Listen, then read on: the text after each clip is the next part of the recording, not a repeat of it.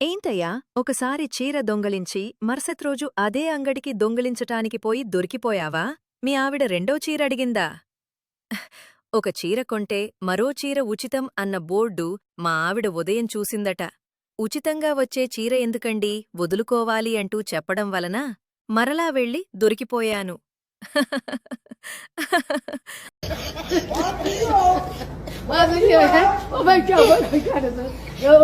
ఆ దొంగ మీ గడియారం, ఉంగరం, పర్స్ దోచుకొని వెళ్తుంటే అలా నోరు మూసుకొని ఎలా ఉన్నారండి? కనీసం అరిస్తే ఎవరైనా ఇరుగుపొరుగు వచ్చేవాళ్లు కదా? ఆ నోరు తెరిస్తే లోపలున్న నా 2 బంగారు పళ్ళు కూడా ఎక్కడ పీక్కుపోతాడని భయమేసిందే సుబ్బులు.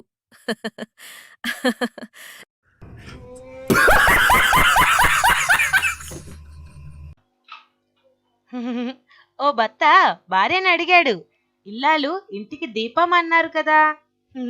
అవును, భార్య చెప్పింది. అటువంటి దీపాలు 3 4 ఉంటే ఎలా ఉంటాది? భర్త అడిగాడు.